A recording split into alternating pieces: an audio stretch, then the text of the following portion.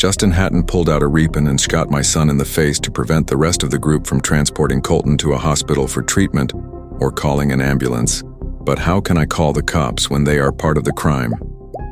Colton was told that as long as he went along with it, the end would not be debt, and yet he was shot in the face 2 times.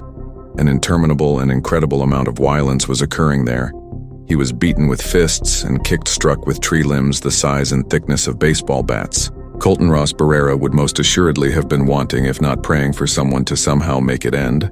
Imagine his bloodied body and bewilderment in his moment of dire need, as he looked for a friend among this melee of maliciousness who could help end his misery, maybe even step in and save him, to a heart-crushing realization that he did have friends. At least he thought he did. And they wouldn't come to render aid because they were the ones responsible for the reprehensible onslaught of torture, battery, and sexual assault. He longed for escape from this. Make no mistake, that did happen. Colton Ross Barrera did want that assault to stop anyone.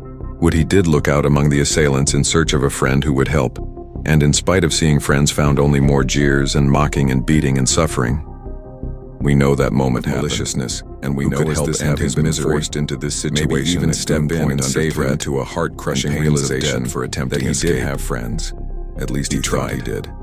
And they wouldn't come to render aid because they were the ones responsible for the reprehensible onslaught of torture, battery, and sexual assault. Arguing with her boyfriend earlier distracted her at the time.